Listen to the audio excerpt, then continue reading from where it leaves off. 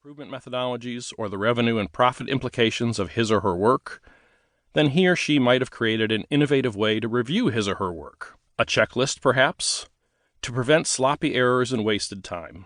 Satisfied customers would feel more confident in their repairs, and the mechanic wouldn't look or feel like a nincompoop.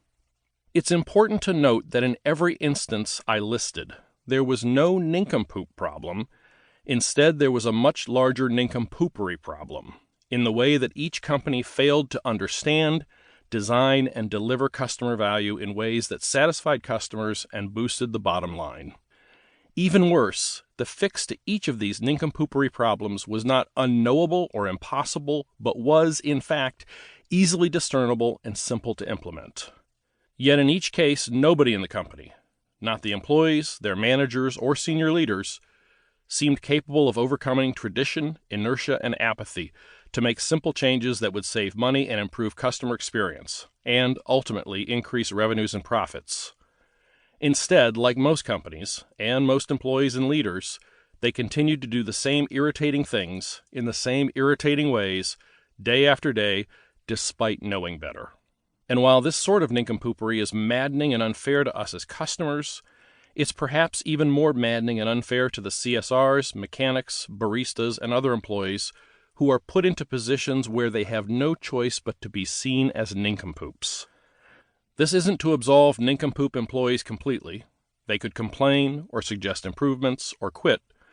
But it does mean that when nincompoopery runs rampant, the real blockheads are the leaders and would-be leaders who don't put a stop to it, and who continue to squander money, time, employee devotion, and customer loyalty. This book helps leaders put a stop to nincompoopery, making their lives, and those of their customers and employees, immeasurably more fun and their companies measurably more profitable. What's the catch? There's only one catch, but it's big. As simple as any individual nincompoopery fixes may seem, survey your customers, hire more baristas, train the mechanic, etc., fixing an entire organization's nincompoopery problem is much harder, in part because being a leader itself, without being a nincompoop, is significantly more difficult today, which we'll discuss in the afterword. That's the bad news. The good news is twofold. One, an anti-nincompoopery plan is ready and waiting for you and your company. Two, you already know enough to get started.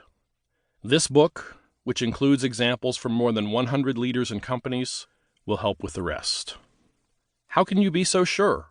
A little background. I've been fascinated by how companies work, or don't, for more than 30 years.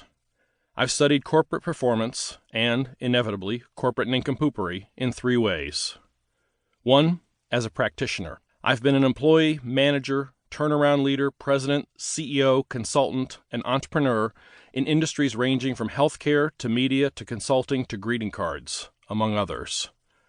I've made most of the mistakes that you can make in each of those positions, and I have learned over 30 years to make fewer of them, i.e., to stop being such a bonehead.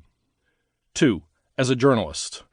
I've been an award-winning business reporter, columnist, editor, and publisher for more than 20 years at a variety of magazines, including Industry Week and Chief Executive.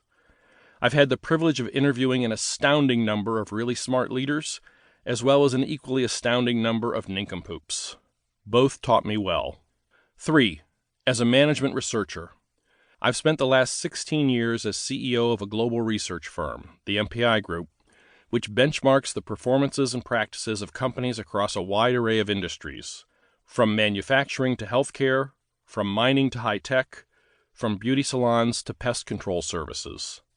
We focus on identifying high-performance companies and managers via hard metrics regarding performances and practices, understanding why and how these firms and executives outperform competitors via deep analysis of the data, and then sharing insights into the strategies, tactics, and best practices deployed by these high-performance organizations and leaders so that others can enjoy the same excellence and profitability, i.e., stop being or seeming like nincompoops or victims of corporate nincompoopery.